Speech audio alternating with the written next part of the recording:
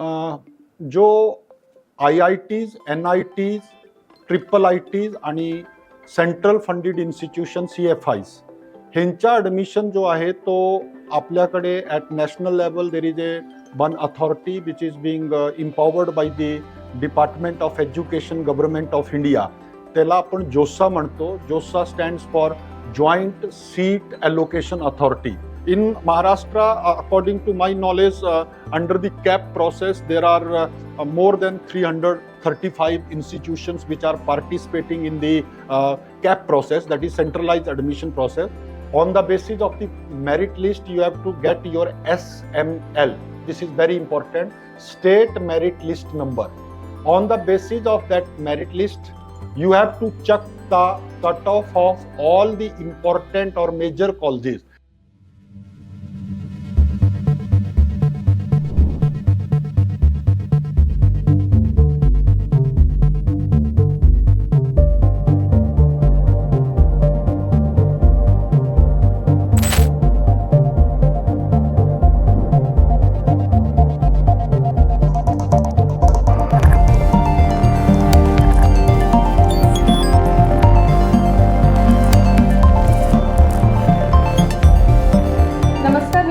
पालक मी DYPCET पॉडकास्टच्या तिसऱ्या एपिसोडमध्ये आपलं खूप खूप स्वागत करते. सर्वप्रथम तर आपले खूप खूप आभार आपण आपल्या पहिल्या आणि दुसऱ्या एपिसोडला दिलेल्या उत्स्फूर्त प्रतिसादाबद्दल. तर आता आपण वळूया आपल्या तिसऱ्या एपिसोडकडे. त्याआधी आपण स्वागत करूया executive director of DYPCET group doctor AK Gupta sir यांचं. नमस्कार. नमस्कार सर. सर, आपण आतापर्यंतच्या भागात बघितलं की इंजिनिअरिंग म्हणजे काय, वाय इंजिनिअरिंग, इंजिनिअरिंगचे वेगवेगळे ब्रांचेस, त्यांचे फ्युचर स्कोप, जॉब ऑपॉर्च्युनिटीज, अशा सर्व विषयांवर आपण डिटेल चर्चा केलीच आहे. तर इथून पुढे जात असताना आपण इंजिनिअरिंग केंद्रीय प्रवेश प्रक्रिया म्हणजेच CAP याबद्दल चर्चा करणार आहोत. सर, याबद्दल चर्चा करत असताना माझा पहिला प्रश्न असा आहे की सर्वप्रथम भारतामध्ये इंजिनिअरिंग ऍडमिशन्सच्या व्हेरियस लेवल्स आणि ऍडमिशन प्रोसेसेस कोणकोणत्या आहेत? नमस्कार. आपण मला प्रश्न विचारला की भारतामध्ये इंजिनिअरिंग ॲडमिशन्सच्या वेगळे वेगळे लेवल काय. Engineering admissions in India are conducted at 3 to 4 levels. The first level is our dream institutions. We call them as IITs, that is Indian Institute of Technology, which is being done through an examination which is called as JEE Advanced. The second level of admissions are to the NITs, that is National Institute of Technology, IIIT, that is admission to Indian Institute of Information Technology, and then admissions to central funded institutions, or we call it as CFIs. So admissions to NITs, IITs and CFIs, they are being done through JEE Main examination. There is a third level, which is the level admissions to the institutions which are either the deemed universities or state private universities like BITS Pilani, like BIT Vellore, like SRM University, Sarda University, JP University, Symbiosis University, or NMIMS, that is Narshe Munde Institute of Management Studies. They all also run their engineering admissions and engineering colleges. And for them, the admission process is different. And the last one is that all the state government in our country, they run their own admission process to the colleges which are either the government colleges or other colleges under the state. For example, Karnataka run their own admission, Tamil Nadu run their own admission, Uttar Pradesh run their own admission. In Maharashtra, the admission is being done through the various examinations which are being conducted by the individual state, or few of the states, they conduct their own entrance examination for the admission. In Maharashtra, the state of Maharashtra, it conducts its own examination, that is Mht-Cet. This is an entrance exam for engineering admissions for institutions in the state of Maharashtra. But in Maharashtra, 15% of the seats in private colleges are being kept reserved for the all India level, and those seats are being filled through the JEE Main examination. Sir, आता आपल्याला कळालं की इंजिनिअरिंगच्या admission process 4 different levels वरती होतात all over India. पण sir मग या ज्या ऍडमिशन प्रोसेसेस असतात ते नक्की कोण कंडक्ट करतं? जो IITs, NITs, IIITs आणि सेंट्रल फंडेड इन्स्टिट्यूशन CFIs ह्यांचा ॲडमिशन जो आहे तो आपल्याकडे at national level there is a one authority which is being empowered by the department of education government of India. त्याला आपण जोसा म्हणतो. JoSAA stands for joint seat allocation authority. या अथॉरिटीमध्ये IITs, NITs, IIITs आणि CFI ह्यांच्या admission process parallelly run होतो. Generally ही admission process जो आहे हे after declaration of the JEE advanced त्याचा रिझल्ट लागल्यानंतर this admission is being conducted. For this generally all the IITs, the total number of IITs in India are I think 23, then NITs are 32, IIITs are 27, and central funded institutions are 42. So all these institutions, this admission process is being conducted by the JOSA.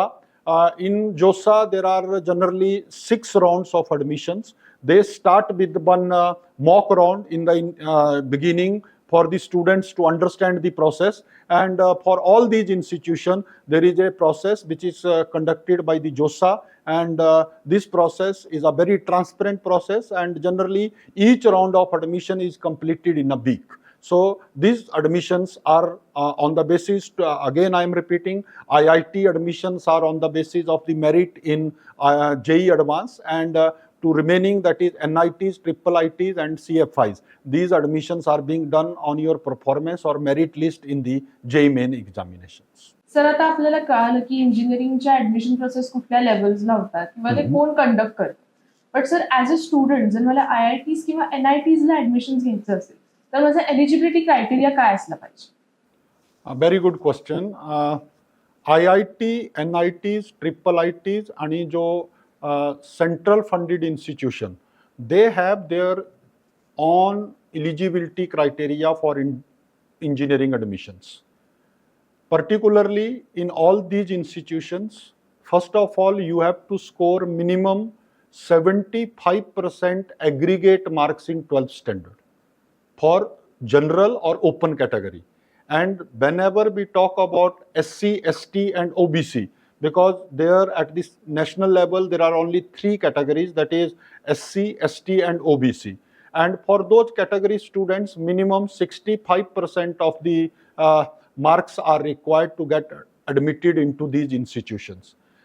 Another criteria is ki suppose you are not satisfying this criteria, but because in India there are different board for examination, so there is another criteria ki if you are not satisfying this criteria, but if you are amongst the top 20 percentile of the students of your relative board. Suppose a particular state has very less result and the student passing percentage is also less, student scoring is also less. So in that case, particularly if you are not scoring say 75% marks, but if you are amongst the top 20 percentile of the past student, even then you are eligible to get admitted into this institution. And one of the very, very important part is that this is only the eligibility criteria. This doesn't play any role in your merit number. Your merit is decided by your performance or your score or your rank in JEE Advanced for IITs and for all other institutions, that is NITs, IITs and central funded institution on the basis of JEE main examination. Sir आता आपण all over India बद्दल बोललोच, पण sir महाराष्ट्रामध्ये admission processes कोण conduct करतं याबद्दल काय सांगा? Maharashtra is a state where the admission is conducted by a state admission authority. In Maharashtra it is called as a state CET cell, and the centralized admission process for all the seats in government colleges, government aided colleges, few of the government deemed and state universities, and all the private or self-financed institution in the state of Maharashtra is being done by an authority which is called as state CET cell, and this admission process is called as CAP process or centralized admission process. Sir ह्यालाच लागून मला एक असा प्रश्न पडलाय की महाराष्ट्रामध्ये cap processes कुठली युनिव्हर्सिटीज किंवा कॉलेजेस पार्टिसिपेट करतात? महाराष्ट्रामधला जो सेंट्रलाइज ॲडमिशन प्रोसेस आहे, ज्याला आपण कॅप म्हणतो, या प्रोसेसमध्ये महाराष्ट्र स्टेटमधले सर्व गव्हर्नमेंट इंजिनिअरिंग कॉलेजेस, तसंच जो एडेड किंवा ग्रांटेबल कॉलेजेस आहे ते सर्व कॉलेजेस. महाराष्ट्र स्टेटमध्ये दोन गव्हर्नमेंट इन्स्टिट्यूशन्स आता युनिव्हर्सिटीमध्ये कन्वर्ट झालेले आहेत. एक म्हणजे खूप फेमस ICT मुंबई, जिथे केमिकल रिलेटेड कोर्सेस आहे, आणि दुसरा ज्याला आपण पूर्वी कॉलेज ऑफ इंजिनिअरिंग पुणे किंवा COP पुणे म्हणायचे, तो आता COP टेक्नॉलॉजिकल युनिव्हर्सिटी किंवा COP युनिव्हर्सिटी म्हणून ओळखला जातो. ती पण युनिव्हर्सिटी या प्रोसेसमध्ये भाग घेते. आणि त्याच्याबरोबर महाराष्ट्र स्टेटमधले जो सर्व प्रायव्हेट किंवा सेल्फ फायनान्स्ड इंजिनिअरिंग कॉलेजेस आहे, त्या सर्व कॉलेजेस या प्रोसेसमध्ये पार्टिसिपेट करतात.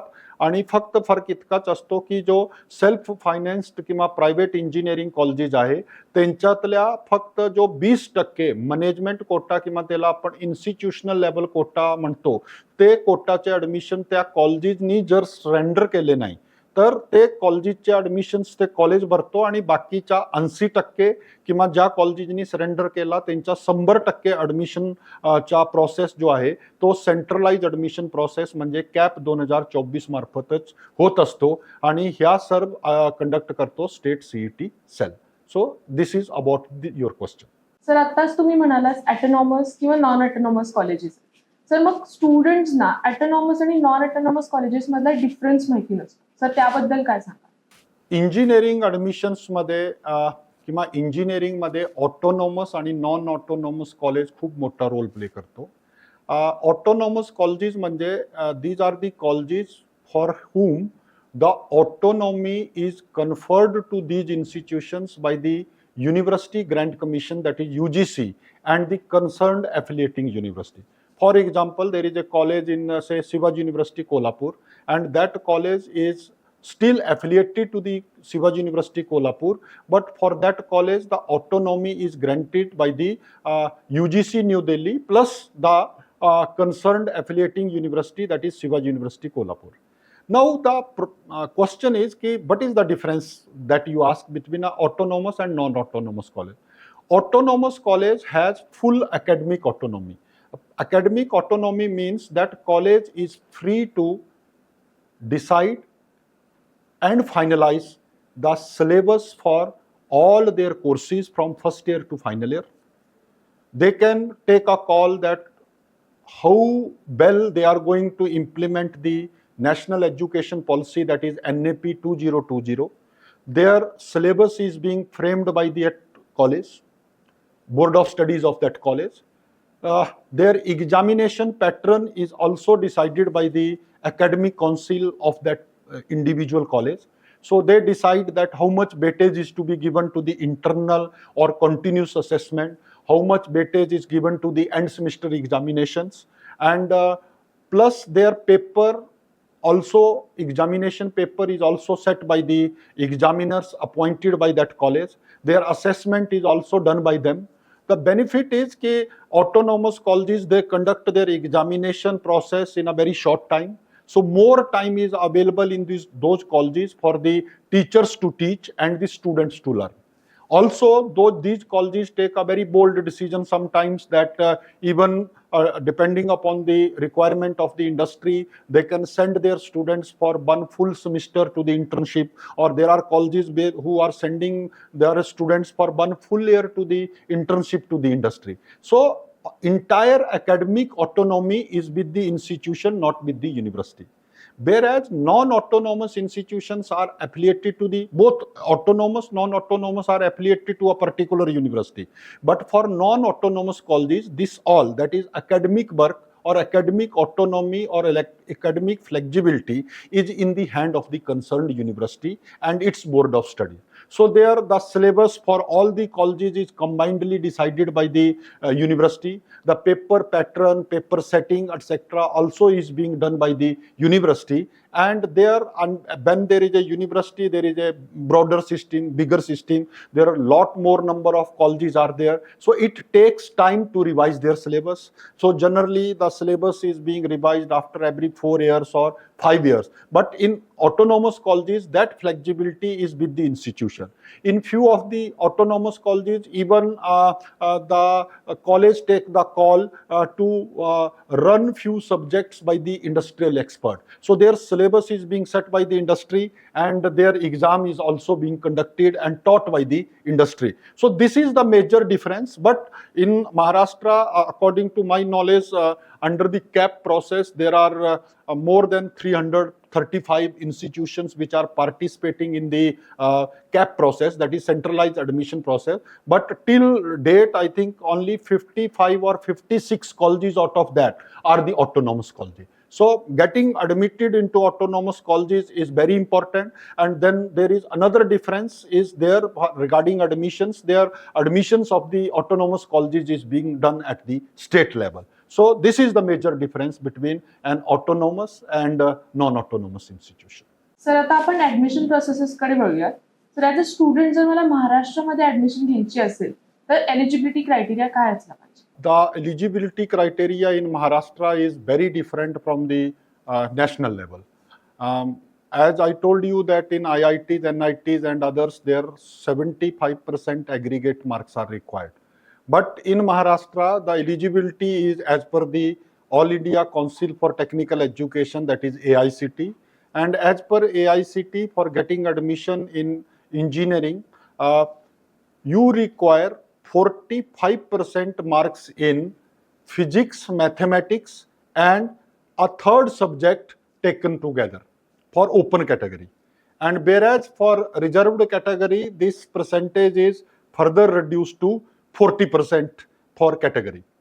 The third subject is a tricky question in engineering admissions, but from the last 2 years, the third subject with the physics and mathematics can be chemistry, that subject can be biology, that subject can be computer science, that subject can be electronics, that subject can be information technology, that is IT, that subject can be any technical subject or any vocational subject taken together.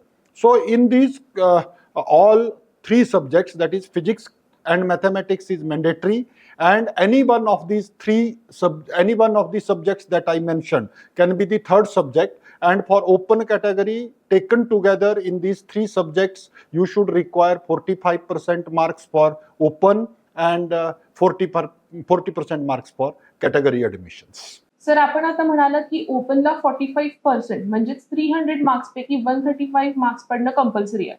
पण sir जर मला 134 marks पडले तर मी eligible आहे की नाही? Yes, for this there is a very tricky situation. For open category, 45% out of 300 means 135 marks. पण 134 पडाले तर त्याची जर आपण if we calculate the percentage, that percentage comes to be 44.66. So as per the rule of the mathematics, anything above 44.50 is to be counted as the next number. So even if you score 134 marks, your percentage is 44.66. So it is automatically to be converted to 45%. So you are eligible. And same is for the category admissions. So it is required is 40% marks. So 40% is 120. But in category, if you score 119 marks, that again comes to 39.66. So it is to be converted as the next number, that is 40%. So as a thumb rule, please remember that in the three subjects, group subject, if you score 134 and above for open category, you are eligible. And for reserved category, if you score above 119, you are eligible. But this is only eligibility. Your admissions are being done on the basis of the merit of your score in Mht-Cet marks or percentile and JEE main percentile. या 119 किंवा 134 marks बद्दल जो मी आपल्याला सांगितला, त्याच्यात अजून एक खूप महत्वाचा पॉइंट आहे की पर्सेंटेज काढताना थर्ड सब्जेक्ट जर मी कुठला टेक्निकल आणि वोकेशनल सब्जेक्ट घेतला and if that subject is for 200 marks, then how to consider its marks? I will give you one example, that suppose you have taken computer as one of the technical subject. So in computer, if you have scored 130 marks out of 200, because it's a 200 marks paper, so then its percentage is to be calculated. For that, those marks are to be converted out of 100. So जर मला 200 पैकी, if I have scored 130 marks, so from 100 it is 65 marks. So for considering, instead of 130, I have to consider 65 marks and plus the marks in physics and mathematics, and taken together these marks are to be considered out of 300. Sir आता जर मी MHT-CET दिली नसेल but me JEE examination दिली असेल तर मी admission प्रोसेसमध्ये participate करू शकते का? येस, आपण जर महाराष्ट्र कॅन्डिडेट असू दे किंवा आउट ऑफ महाराष्ट्र कॅन्डिडेट असू दे, आणि आपण जर महाराष्ट्र स्टेटचा CET एक्झाम दिला नसेल, ज्याला आपण MHT-CET म्हणतो, तरी सुद्धा आपण महाराष्ट्राच्या सेंट्रलाइज ऍडमिशन प्रोसेसमध्ये पार्टिसिपेट करू शकतो. फक्त त्यावेळी एकच अट आहे की मला जो 15% जागा ऑल इंडिया लेवलसाठी रिझर्व्ह आहे, मला फक्त त्याच सीटसाठी अप्लाय करता येतील, मला दुसऱ्या सीटसाठी अप्लाय करता येणार नाही. पण I can participate in the admission process of the state of Maharashtra. Sir या सेंट्रलाइज ऍडमिशन प्रोसेसमध्ये रिझर्वेशन्स असतात का, आणि असतील तर ते कोणकोणते असतात? महाराष्ट्र स्टेटमध्ये ऍडमिशन प्रोसेससाठी जो रिझर्वेशन आहे तो कॅटेगरी एकदम क्लिअर आहे. जसं सेंट्रल गव्हर्नमेंटला फक्त SC ST आणि OBC असतो, पण महाराष्ट्रामध्ये जरासा थोडासा इट्स अ डिफरंट वन.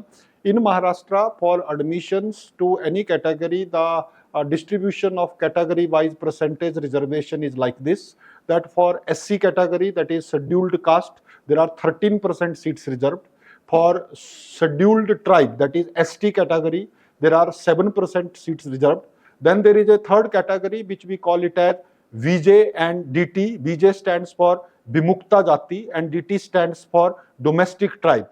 त्यांच्यासाठी 3% seats reserved आहे, 3%. Then there is something called as NT A, B, C or NT 1, 2, 3. This is all taken together. For NT there are 8% seats, and there is another category which is called as SBC, that is specialized backward class. For them 2% seats are reserved, and OBC, that is other backward class, there are 19% of the seats reserved. So this is generally the reservation, but from the last year there is a Maratha reservation is also there. So 10 or 12%, whatever the government is deciding. Sir आता आपण ऐकतो की मराठा समाजासाठी पण कुठलेतरी reservations आहेत. Sir मग ते कोणकोणते reservations दिलेले आहेत? या कॅटेगरीच्या रिझर्वेशन सोडून मधीच अबाउट 2 ते 3 महिन्यापूर्वी महाराष्ट्र शासनाने, the government of Maharashtra has taken decision to give special reservation to the Maratha Samaj, Maratha caste. So for them, they had created a separate category which is called as SC-BC category. Under this category, 10% additional reservation is given to this Maratha candidates, and this will be applicable to the admissions from this academic year, that is 2024-25. Sir आता मला पुढचा प्रश्न असा विचारायचा वाटतोय की EWS म्हणजे काय, आणि EWS साठी किती टक्के रिझर्वेशन आहे? EWS is a specialized category which is created from the last 3 to 4 years. This is called as a economically weaker section. First of all, this category reservation is only applicable to the open category candidates, and those candidates whose parents have income less than 8 lakh rupees per year. म्हणजे आपली वार्षिक उत्पन्न 8 लाखाचे खाली आहे. ह्याच्यात हे central गव्हर्नमेंटचे admission आणि state गव्हर्नमेंटचे admission हे दोन्हीसाठी लागू आहे. महाराष्ट्र स्टेटमध्ये हे सुपर न्यूमररी सीट्स आहे, म्हणजे एका कॉलेजची सपोज एक कम्प्युटरची इंटेक 60 आहे, तर त्या कॉलेजला 6 ॲडिशनल जागा आहे, जो आपण 10% of the intake, that is EWS. आणि महाराष्ट्राच्या ॲडमिशन प्रोसेससाठी तुम्हाला महाराष्ट्र गव्हर्नमेंटनी ॲडमिशन प्रोसेससाठी एक परफॉर्मा देतात EWS सर्टिफिकेटचा. त्या EWS सर्टिफिकेटच्या परफॉर्मा तुम्ही त्या सर्टिफिकेट आपल्या तहसीलदार किंवा प्रांताचेकडनं घ्यायचे आहे आणि सेंट्रल गव्हर्नमेंटसाठी ॲडमिशन पाहिजे असेल तर त्यांच्या एक सेपरेट सेंट्रल गव्हर्नमेंटचा फॉर्मॅट आहे. त्या फॉर्मॅटमध्ये तुम्हाला तहसीलदार किंवा प्रांताचेकडनं सेंट्रल EWS आणि स्टेट EWS साठी सर्टिफिकेट घ्यावा लागतो. आणि हे दोन्ही नॉन कॅटेगरी म्हणजे ओपन कॅटेगरीच्या त्या मुलांच्यासाठी स्पेशलाइज्ड कोटा आहे ज्यांच्या पालकांची वार्षिक उत्पन्न 8 लाखाचे पेक्षा कमी आहे. सर आता आपण TFWS बद्दल पण काही ना काहीतरी ऐकतो, तर त्याबद्दल तुम्ही काय सांगाल? TFWS stands for Tuition Fee Waiver Scheme. This scheme is for the meritorious students.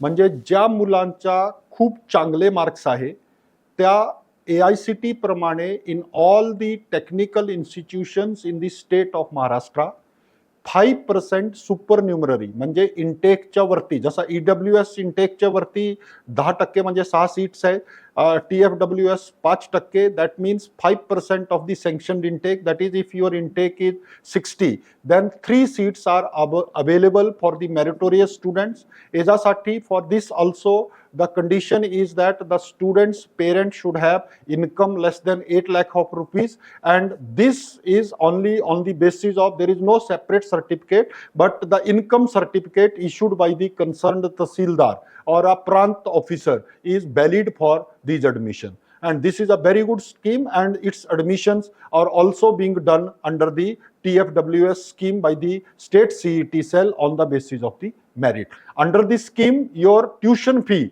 for the entire 4 years is completely waived off. आणि तुम्हाला फक्त development fee generally which is about 10 to 12% of the tuition fee. Here I want to make it clear that for a college, suppose there is a 1 lakh rupees engineering fee. Out of that 1 lakh, generally 91,000 is tuition fees and 9,000 rupees is your development fee. So for the candidate who is taking admission under TFWS, 91,000 tuition fee is completely waived off for the entire 4 years, and that candidate has to pay only the development or the other fee, which is about 9 to 10,000 per year. So this is a very good scheme. All the meritorious students should take advantage of this scheme. Sir आता आपण ऐकतो की मुलींसाठी किंवा defence स्टुडंटसाठी पण काहीतरी seats reserved असतात, तर त्याबद्दल काय सांगू इच्छिता? Very good question. Actually, जरा अजून if you want to understand it in more detail, there are 2 types of reservations. One is called as horizontal reservation and other is called as vertical reservation. Horizontal reservation जो मी आधी आपल्याला सांगितला means SC, ST, VJ, DT, NT, EWS, TFWS. These are the horizontal reservation. Whereas vertical reservation means under the horizontal reservation in each category there is further reservation. So in each category, whether it is open, SC, ST, BJ, DT, NT or OBC, there is 5% seats are reserved for PWD, that is person with disability, but the disability should be more than 40%. The second vertical reservation is for defense personnel. The personnel who are in active service or who are even retired from the Indian Navy, Army and Air Force and even the CRPF, that is Central Reserve Police Force. So under that 5% seats of each category are reserved for the active and non-active defense personnel. There is another reservation which is called as seats reserved for orphan. Orphan means 1% seat in each category. ज्या मुलांचे आई वडील नाही आहेत त्यांच्यासाठी 1% in each category is orphan seat reserved, and in all categories, that is open, SC, ST, BJ, DT, NT, there are seat reserved for female, that is for मुलींच्यासाठी.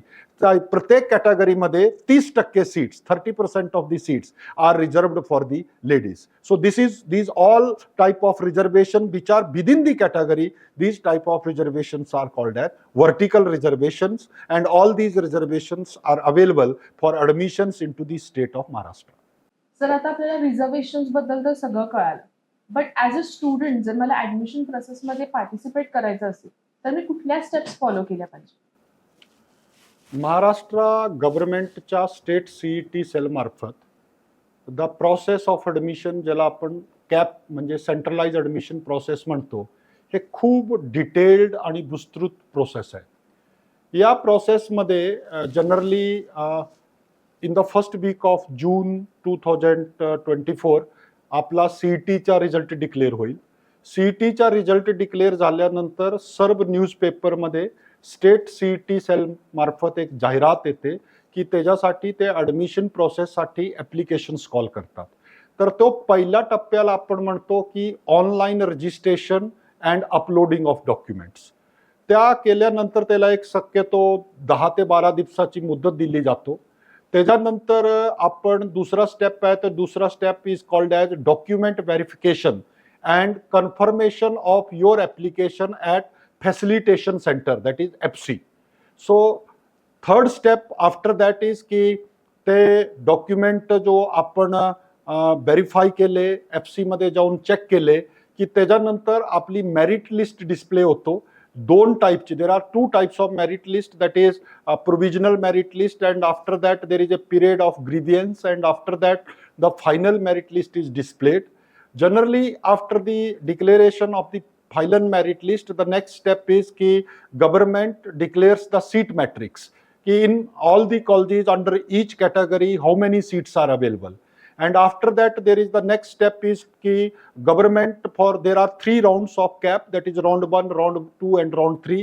In each of the round, you have to fill the option form of your choices. So filling of option form, we say it as a step. Then after the filling of the option form, after a due date, the government display the allotment that after each round, in which college you had got the allotment. Then the next step is verification of document and seat acceptance. So in each of the round, whatever the seat is given to you, whether you want to accept that seat or you want to participate in the further round, that is a process which we will explain in detail later on, but that is a process. And last step of the admission is कि after any of the round 1, round 2, round 3, you have to go to the college which is allotted to you and you have to submit all your documents and finalize your admission. That is called as a reporting to the college. So generally these are the 1 to 8 steps, and any candidate who want to participate in the centralized admission process of the state of Maharashtra has to undergo all these 8 steps. Sir आता आपल्याला admission प्रोसेसच्या वेगवेगळ्या steps बद्दल तर कळालं, पण या steps बद्दल आपण आता डिटेल चर्चा करूयात. तर पहिली स्टेप आहे ती म्हणजे online registration. Sir online registration मध्ये काय काय माहिती भरावी लागते? For online registration, after the advertisement is given by the state CET cell, you have to visit the official website. Generally that website is fe2024.macet.org. म्हणजे स्टेट CET सेलची 2024ची FE stands for First Year Engineering Admissions. So you have to visit that site. After visiting that site, there is a one tab where you have to apply for creating the login for your admissions. So that login is created by using your Mht-Cet roll number. So the roll number which has been allotted to you under the Mht-Cet, the same roll number you have to put, and after putting the roll number, you will start filling your personal information. After filling the personal information, the first very important thing that you have to fill is your mobile number and your email ID. Here you have to take very important care that the mobile number which is working, which is active and which is 24 hours with the student or the parent, that mobile number you have to use, because generally most of the messages by the state CET cell will come to that mobile number, and if that mobile number is not working, you will be in problem. Similarly, the email ID that you are filling in the application form, that email ID should be active email ID, and all the emails will come to that email ID. After your mobile number and email ID, the computer will give you a auto generated application ID. That application ID is generally starting with EN 24 and 8 to 10 numbers. So EN means engineering and 24 will stand for 2024 admissions. So that application ID, which is auto-generated by the software, you have to write that application ID on one paper and keep it with you for the entire admission process. And even I will say that till you graduate from the engineering, this application ID is required for number of purposes. Similarly, the computer will tell you to decide your password. So generally, by using one capital, one lowercase, then some special characters, you have to decide your password, and this email ID and this password is to be kept very secretly with you, and do not share this email application ID and password with anyone, and write it on 2 to 3 papers, keep one with your father, mother and yourself. But this is very, very important. Once your password is generated, then the computer will ask you to re-log in. So by using that EN number now and your password that you had fixed, so with that password you have to again log in into the application, and the first step that you have to carry out after logging into the site is you have to decide and select type of candidature. So type of candidature is a very, very important purpose, because once your type of candidature is wrong, then your entire process will go wrong. So here you have to decide the type of candidature. Sir आताच तुम्ही म्हणालात की type of कॅन्डिडेचर is very very important step. Sir याबद्दल मग काय सांगाल? For the entire admission process in the state of Maharashtra, the type of candidature is a very, very important part. While selecting this type of candidature, let us try to understand one by one. The type A candidate is the candidate who has passed his 10th and 12th, both or even the diploma or the graduation BSc examination from the state of Maharashtra, and the candidate is domiciled in the state of Maharashtra or born in the state of Maharashtra. For such candidates, type A candidature is applicable. So once again, in nutshell, the candidate who has passed 10th and 12th examination in the state of Maharashtra and is also domiciled or born in the state of Maharashtra is type A candidature.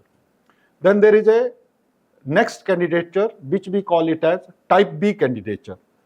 A candidate who does not fulfill the above criteria, means the candidate is not either 10th or 12th in the state of Maharashtra and neither domiciled in the state of Maharashtra, but his father or mother is domiciled in the state of Maharashtra.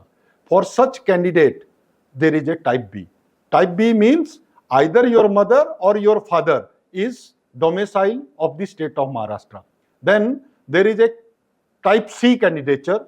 Type C candidature is a type of candidature where you are not fitting in type A, type B, but is in such a category where the father and mother of the employee of the candidate is an employee of the government of India or government of India undertaking who is presently working in the state of Maharashtra at the time of submitting the application. So such candidates are called as type C candidate. Type D candidates are those which do not fall or does not fall in any of the category, that is A, B and C, but those candidates whose father or mother is an employee or even a retired employee of the government of Maharashtra or government of Maharashtra undertaking, and at present not staying in Maharashtra but in any other state of Maharashtra, they are also allowed as type D candidate. Then there is another category which is called as type E category. This category is very, very important for the western Maharashtra, because you know that there is a long-standing dispute between Maharashtra and Karnataka regarding the borders for both the states. So all those candidates which have passed their 10th or 12th examination in all those 53 villages schools which are marked by the MKB, that is Maharashtra Karnataka border area student, and whose mother tongue is Marathi. So for those students also, they are allowed to participate as type E for filling the centralized admission process and participating in the CAP process of the Maharashtra engineering admissions. This is so type A, type B, type C, type D and type E. These are the candidatures for the state of Maharashtra. Sir suppose as a student मी जर या कुठल्याच टाईपमध्ये बसत नसेल, like from type A to type E, तर मी eligible आहे का ऍडमिशन प्रोसेसमध्ये? Yes.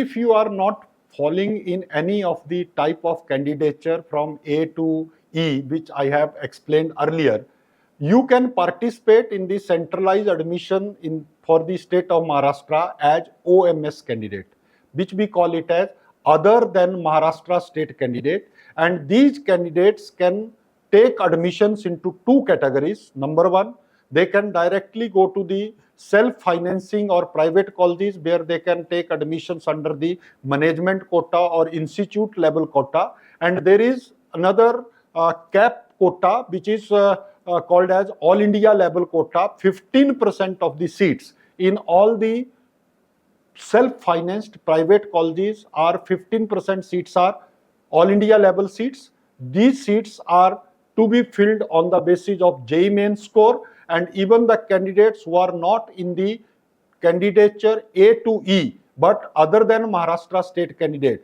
can participate in that.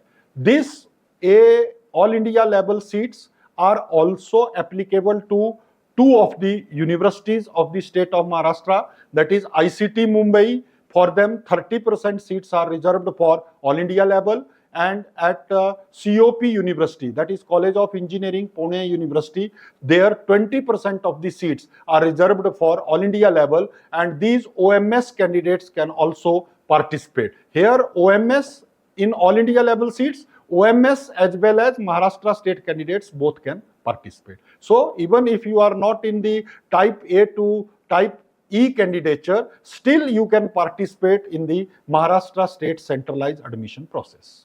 तर टाईप ऑफ कॅन्डिडेटच्या नंतर आणखी कोणती माहिती भरावी लागते का, आणि असेल तर ती कोणती भरावी लागते? आपण जो मी सांगितला त्याच्याप्रमाणे टाईप ऑफ कॅन्डिडेचर भरल्यानंतर आपल्याला next we have to fill some more information. The first one is you have to fill the detail of your 10th standard examination. You have to fill the details of your 12th standard or diploma examination, your marks in each subject, your aggregate marks. After that, the very important part that you have to answer is you have to give your category of admission. So whether you belongs to open category, you belong to SC category, you belong to ST category, you belong to SBC category or BJ, DT, NT and OBC. Any one of the category for which you are claiming the seat, you have to fill that category and tick it. After that, the next question, the application form will ask you that whether you want to apply for tuition fee waiver scheme, that is TFWS. So if your parental income is less than 8 lakh of rupees, you can apply it. So you have to say yes to this. Similarly, if you belong to economically weaker section of the state of Maharashtra and you have that concerned EWS certificate, you have to apply and say yes to apply for EWS. Similarly, if you have, even though you are Maharashtra state candidate and you have appeared for the JEE main examination, whatever the percentile that you have scored is irrelevant. But if you have appeared for the JEE main examination, then there is a question whether you want to apply for all India level, that is AI seats. So if you have appeared for the JEE main, please tick it yes, and you can, here your application will be submitted for both Maharashtra state CET examination as well as JEE main examination. And to apply for AI seats for Maharashtra candidates, there is no separate fee. So in the same fee, you can apply for this. After these all questions and after filling all this information, the next step is documents uploading and to the this application process. Sir आता आपल्याला कळालं की कुठली माहिती भरायची असते, पण या माहिती भरण्यासोबतच आपल्याला काहीतरी डॉक्युमेंट सुद्धा सबमिट करायला लागतात. तर ते कोणकोणते डॉक्युमेंट्स आपल्याला सबमिट करायला लागतात किंवा अपलोड करायला लागतात? डॉक्युमेंट्स अपलोड एप्लिकेशन फॉर्म बरोबर करणं, is mandatory to all the candidates. So my suggestion to all the candidates is that I will give you the details regarding the documents as per the type of candidature that you have selected, from type A to type E, and even for OMS, that is out of Maharashtra state candidates. My request to everybody is that these all documents are required to be scanned in either JPG or PDF format with minimum regulations available, and with that the documents which are required are as per the type of candidature. First, I will tell regarding the type A, that is Maharashtra state candidate. For this, the documents required are your 10th certificate, 10th mark list, your 12th mark list, then your school leaving certificate issued by the school which you have last attended, and if you are a diploma student, for a diploma college or polytechnic college, its leaving certificate. Then each candidate has to also upload a domicile certificate and Indian nationality certificate. Domicile certificate is mandatory for type A, but in nationality certificate there is a provision that if you do not have a nationality certificate, but the school leaving certificate issued by your school is mentioning your nationality as Indian, it will do. And even if you have a birth certificate of the with you, that also will hold good for nationality. And even if you have a Indian passport, that also will hold good for Indian nationality certificate. And along with that, you have to upload the Mht-Cet mark sheet or JEE Main paper 1 mark list, that which you have appeared. If you have appeared for the JEE Main, that JEE Main is required. Otherwise, Mht-Cet mark list is mandatory to be uploaded. Now, coming to the type B candidature, all the document which I mentioned under type A, that is 10th, 12th, school leaving, domicile, Indian nationality plus CET or JEE mark sheet, is mandatory to all the categories. But additional document which are required for each of the category, that I will tell. Type B category, here you have to scan and upload the domicile certificate of either your father, mother, or husband if you are married. So this is the additional document for type B candidature. Then type C candidature, when you are a son or a daughter of or a wife of or husband of a central government or government of India undertaking. So along with the documents which I mentioned for type A, additional document which is required is a certificate from the employer in proforma A. These all proformas are given by the state CET cell each year at the time of starting the admission process. If you are belonging to type D candidature, means you are a son or a daughter of a state government or government of Maharashtra undertaking employee, then you have to scan and upload additional document as certificate from the employer in proforma B. Here you have to take care, in type C it is proforma A, and in type D it is proforma B. Then the next candidature is type E candidature. This candidature is applicable to the Maharashtra-Karnataka border candidates. So along with the mandatory additional documents, that is 10th, 12th school leaving, domicile, CET certificate, nationality certificate, the additional document that you have to upload is proforma G1 and G2, which are the certificates in a proforma from a school where you last attended your school in the Maharashtra-Karnataka disputed area, in addition to the documents which I have mentioned. So these documents are additionally required to be uploaded. So this is the documents for open category candidates. But similarly, if you belong to a category, then the additional documents that you have to upload are, if you belong to SC and ST category, then you have to upload the caste certificate and caste validate certificate. These two certificates are very, very important for SC and ST candidature. Similarly, if you belong to BJ, DT, NT, OBC, SBC category, you have to upload the documents which are mandatory. I have already told 10th, 12th school leaving, nationality, domicile, CET mark list.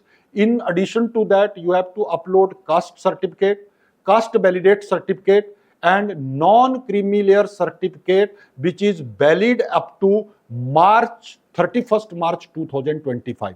This non-creamy layer certificate is for each year. Last year certificate will not hold good. Here you have to take a certificate which is valid till 31st March 2025 for all the categories except SC and ST. Similarly, if you want to apply under EWS quota, then you have to take a certificate by the in Performa 5, we call it as a Performa 5 by the state of Maharashtra. This Performa is available on the state CET website, and it is to be taken from the Tehsildar or Prant certified by them for EWS category. Similarly, if you are applying for tuition fee waiver scheme, that is TFWS, in addition to the mandatory document, you have to produce annual income certificate below 8 lakhs rupees to be issued by the competent authority, and the competent authority here is Tehsildar at minimum level or Prant of the particular division. So these are the documents which are under the TFWS you have to give for at the time of admission. All these documents in original are to be scanned either in JPG or in PDF and uploaded in the concerned document format on the application form. This is very, very important.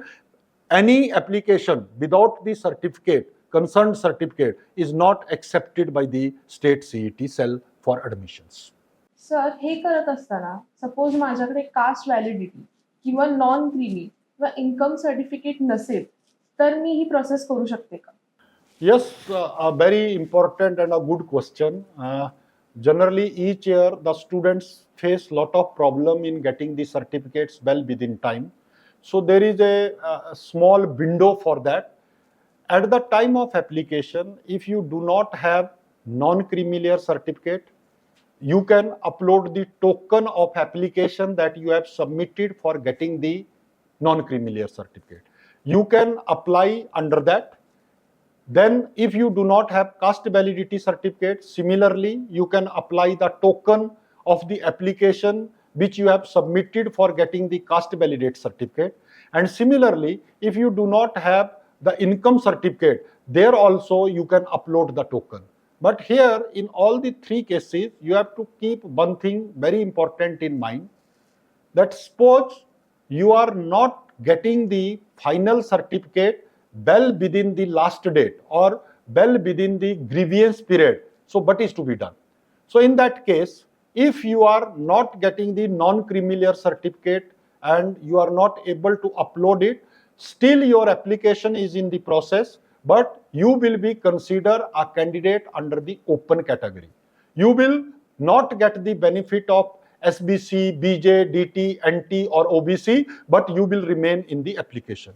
Similarly, if you are not able to get the caste validity certificate, again, the caste validity, sometimes the government extend the date till the second round, end of the second round or end of the first round. So till that, if you are not able to produce the caste validity certificate, that period is there. But if you are not able to produce the caste validity certificate and you had already taken admission somewhere, your admission stands cancelled. And in case of income certificate is generally for getting the benefit of EWS or TFWS. So your application is there. If well within time you are not getting the certificate, your application remain as an open category candidate without TFWS and EWS, but your application will be there. So you can, at the time of filling the application form, in nutshell, you can upload the token, and whatever the time frame is extended by the government for uploading the document, upload the final document at that time. So you are able to, or you have rights to change that document. Instead of token, the final document can be uploaded. So this is one of the very important part of admission process. Sir आता समजा एखाद्या स्टुडंटला defence through किंवा orphan through admission process करायची असेल तर हे document सोडून अजून कुठले डॉक्युमेंट्स आहेत का? Yes, again a very good question. If I am applying under the defense category, in the admission process on the state CET cell website, there is D1, D2, D3 performa available, which are applicable to the active defense personnel, retired defense personnel, and reserved force personnel. These performas are to be filled and got signed from the Jilla Sainik Kalyan Board, and those are to be uploaded. Similarly, if I want to apply under the PWD category, that is person with disability, then a certificate issued by the board of disability of the concerned district is to be with for having disability more than 40%. That certificate is to be uploaded under that. And similarly, for orphan, there is a certificate by the board. That certificate again is to be in the said performa, which is available on the state CET website. That certificate is to be taken, that performa is to be taken, it is to be filled, it is to be signed by the concerned board or concerned authority, and to be uploaded on the website for submitting the application for the engineering admission process. Sir minorities साठी काहीतरी जागा reserve असतात का, आणि असते तर त्याच्यासाठी कुठली डॉक्युमेंट सबमिट करायला लागतात? Again, a very good question, Spruha. In the state of Maharashtra, there are no separate reservations for minority students, but there are two different types of minority colleges or institutions in the state of Maharashtra. One type of colleges are called as linguistic minority colleges, and other are called as religious minority colleges. For example, WIT Kolhapur is a religious minority college of Jain minority. Sabbu Siddiqui Mumbai is a religious minority college for Muslim minority community. Similarly, Father Roderick's College in Mumbai is a college which is religious minority college for Christian minority.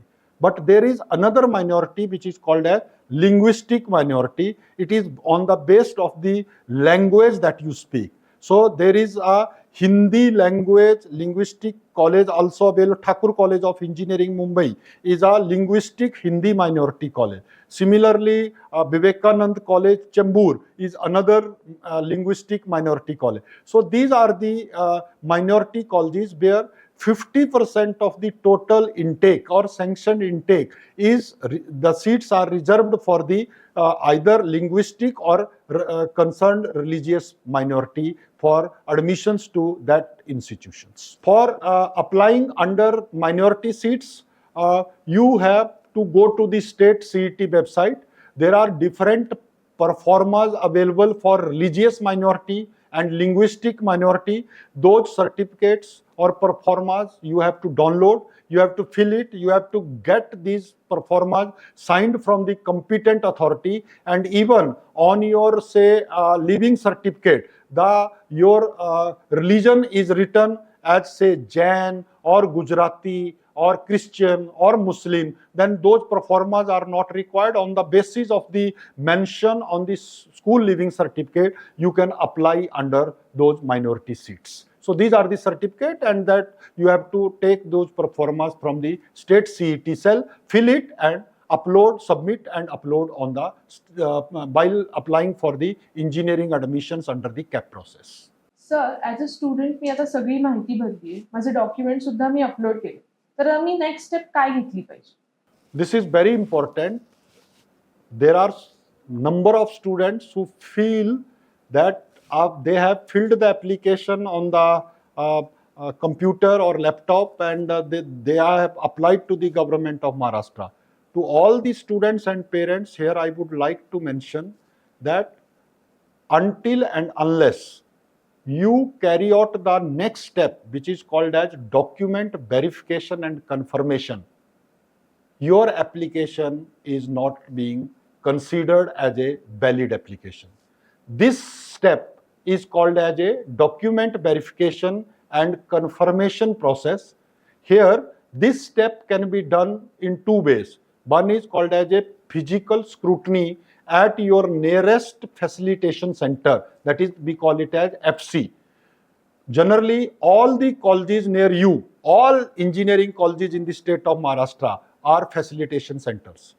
And the second part is you can also do the online scrutiny of the document by your own, But as my experience in engineering admissions for last 30 years, I recommend to all the students and parents that do not do online scrutiny, but prefer physical scrutiny at the nearest facilitation, that is FC center.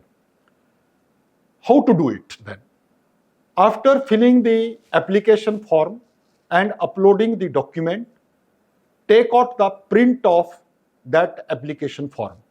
I request you to take printout in 2 copies.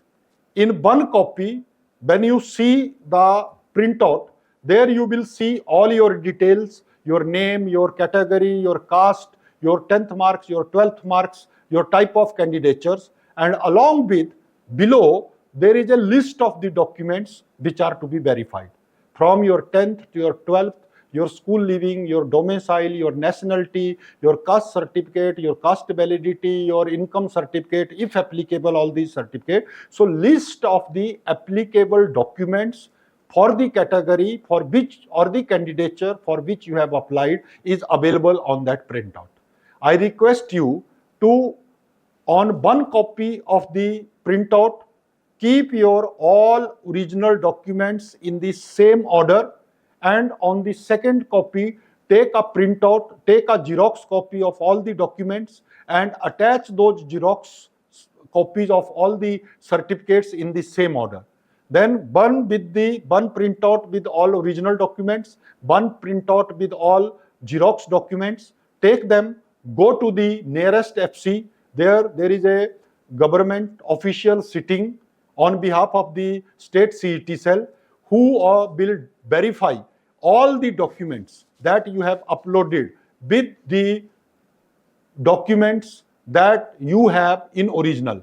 And after the confirm or correct verification of those documents, he will ask you to finalize and confirm whether you want to confirm your application. So if you say yes, that I want to confirm my application, then the application is confirmed, and after the confirmation, the concerned officer of the FC center, that is facilitation center, will issue you one acknowledgement receipt.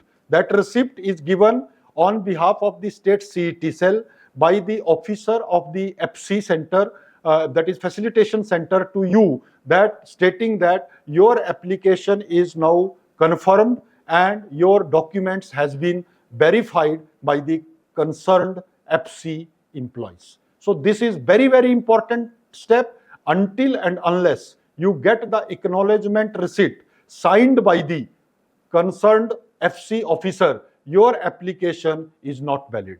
Also, I request all the students that all the Xerox copies of the document that you have submitted, in the another Xerox copy, please take the stamp of the FC as a confirmation stamp that the copy of the same document you have submitted. This is required at the time of reporting to the concerned college, and it is a very, very important step that everybody has to perform. Sir, खरंच खूप thank you की तुम्ही एवढ्या important steps आम्हाला सांगितल्यात. आता मी application submit केलं, ते कन्फर्म सुद्धा केलं, मग आता माझी पुढची स्टेप काय असली पाहिजे? आता ऍप्लिकेशन कन्फर्म केल्यानंतर एक 4 ते 5 दिवसानंतर, after 3 to 4 days, the state CET cell will publish the provisional merit list. It is called as a provisional merit list because there is still a window or a chance to check, correct, and submit the corrected information if required. So it is my request to all the students and parents that checking the provisional merit list is a very, very important step. Once that merit list is published, go check following informations: your name, your gender, your documents, type of candidature, your category, your academic details, your marks. And during the time, if you have got the caste validity certificate, if you had got the income certificate, or if you have got the non-creamier certificate, upload those documents. And this period is called as a grievance period.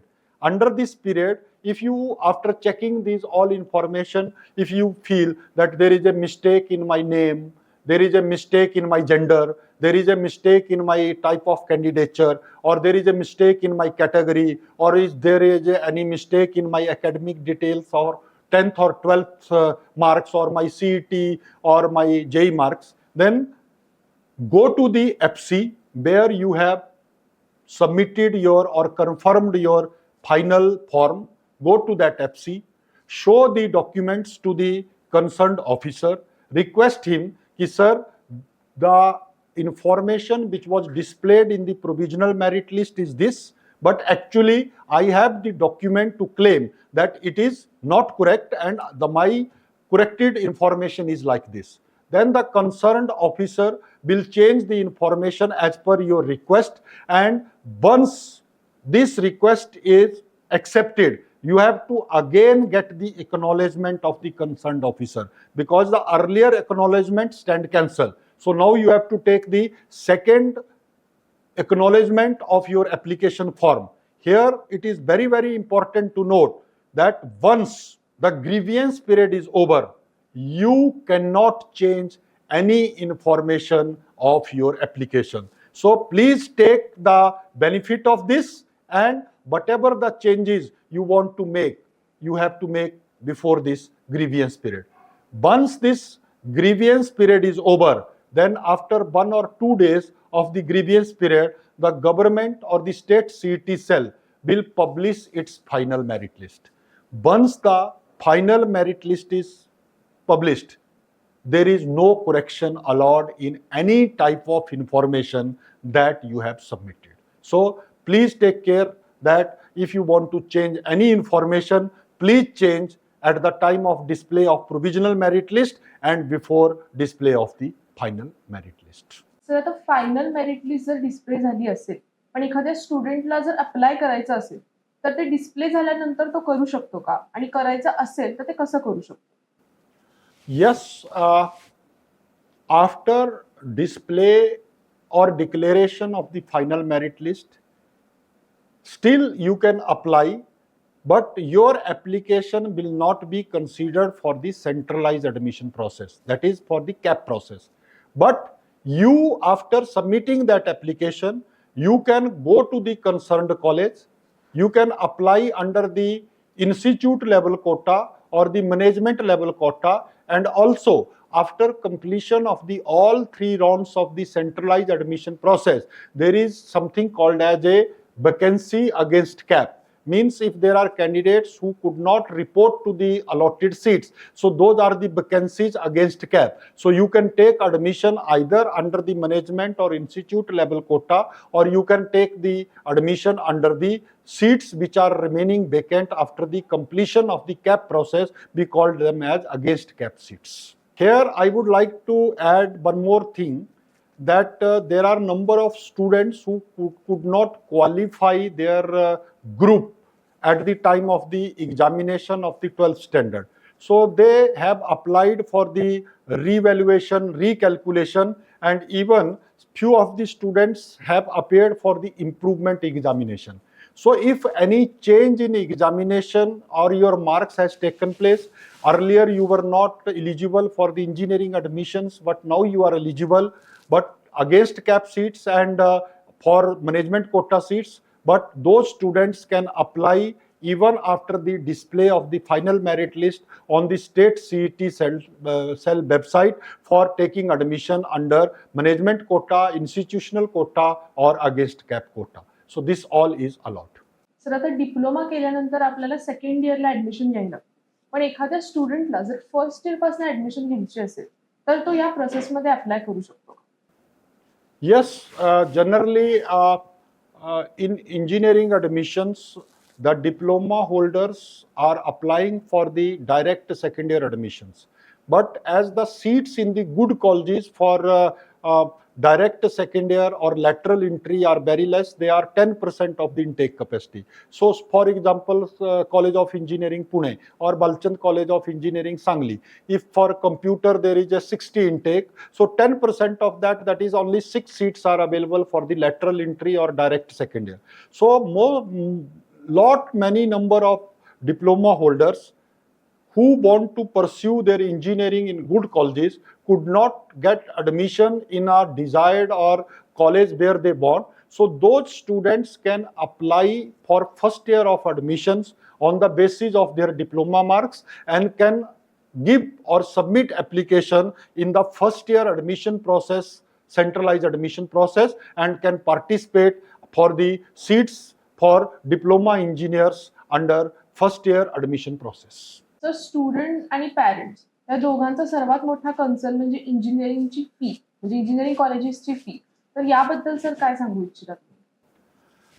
इंजिनिअरिंगच्या admission घेताना it is my request to all the students and parents that there is a website by the government of Maharashtra which is called as the website for fee regulating authority, FRA. So for all the private self-financed colleges, their fee for engineering is decided by the FRA, and this fee is available on the website of the FRA for all the self-financing and private colleges. For government colleges, there are two different categories. For government colleges who are autonomous, there is a fee approximately 90,000 of rupees, which is a combination of tuition fee and other fee. All these autonomous colleges which are grantable and aided or government colleges like Balchan College of Engineering Sangli, like Government College of Engineering Aurangabad, or Government College of Engineering Krad. These are all autonomous government engineering colleges or grantable or aided government colleges. So in these colleges there is about 90,000 rupees of your fees, which is combination of tuition fee, other fee and development fee. And for government affiliated colleges or government non-autonomous colleges, the fee is very less. It is about 24,000, which is inclusive of tuition fee and development fee. In that, out of 24,000, 15,000 is your tuition fee and 9,000 is your development fee. So for all government engineering colleges which are non-autonomous, for them 24,000. All government or government aided institutions which are autonomous, for them approximately 90,000. And for all private engineering colleges, the fee is decided by the FRA, and that fee ranges from 35,000 to 1,80,000 depending upon the quality of those institutions. So that can be verified from the FRA website. Now the question comes that whether this all fee is to be payable or there is any freeship or scholarship by the government. There are different types of scholarship. One is a scholarship based on your category. I will take one by one. For SC category, that is scheduled caste and scheduled tribe, that is ST category. For these two categories, if you get the admission in any private college, any aided college or any government college, you need not to pay a single rupee of fee. Your tuition fee, your development fee and your other fee, all are fully reimbursed by the government of Maharashtra, and at the time of admission even to a private college, you need not to pay any fees.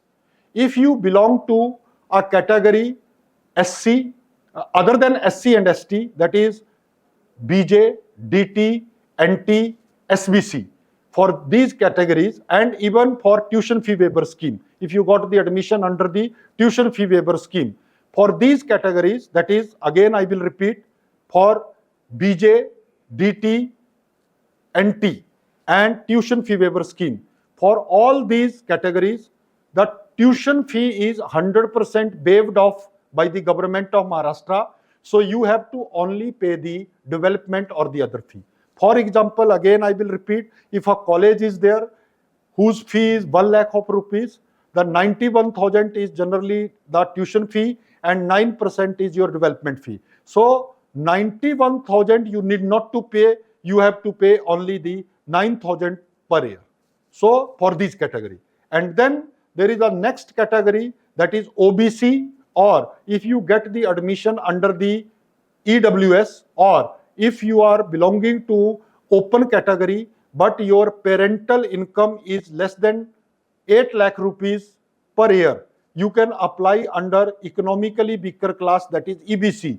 For all these categories, 50% of the tuition fee. That again, same example, if 91,000 is your tuition fee, 50% of that, that is 45,500, is waived off by the government of Maharashtra, and remaining 45,500 plus 9,000 rupees as your other or development fee. So total you have to pay approximately 54,500 rupees, and the remaining amount is paid to the institution by the government of Maharashtra. And even further again, if you belong to the sons and daughters of a primary and secondary teacher, you again get about 4 to 5,000 rupees as a free ship or scholarship from the government of Maharashtra. And if you belong to what you call it as a minority category, then for minority there is a rule, is either 25,000 rupees or 50% of tuition fee, whichever is higher, is waived by the government of Maharashtra, and the remaining fee you have to pay.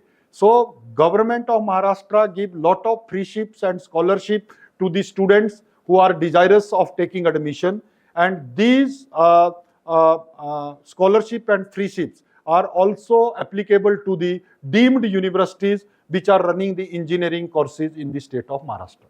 Sir final merit list नंतर पुढे काय process आहे ह्याच्याबद्दल एक छोटी माहिती द्या. Final merit list लागल्यानंतर basically the main process starts. After declaration of the final merit list, on the basis of the merit list, you have to get your SML. This is very important, state merit list number. On the basis of that merit list, you have to check the cutoff of all the important or major colleges where you want to take the admission. So how to check the cutoff, how to read your final merit list, then how to fill the option form. Before filling the option form, how to prepare my option form, then how to fill the option form, then after allocation of the seat, how to accept the allotted seat, that is seat acceptance stage. Whether I have to do float or whether I have to go fix it or freeze it, whether I have to participate in the round 2, round 3. Then while preparing the option form, whether importance is given to the college or importance is given to the branch, whether importance is given to the autonomous college, whether importance is given to the non-autonomous college. At the time of preparation or making a final option form, what are the various traits or points which I have to consider?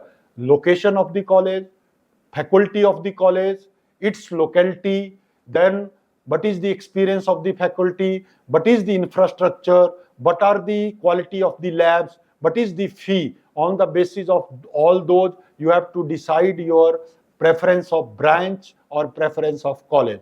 Then you have to make your option form. Whether I have to submit a fresh option form for each of the cap round, how many cap rounds are there, what is the process, how I can fix my seat while visiting to the college. This all we will cover in the last episode of DYPCET podcast, which will be published next week. So till then, thank you very much, and I hope that till filling of your application form for the engineering admission 2024, you will fill it and enjoy the process. Thank you very much. Thank you very much, sir, and we'll of course meet in the next episode. Till then, keep watching DYPCET College of Engineering and Technology, Kasba Bauda, Kolhapur, प्रस्तुत DYPCET podcast.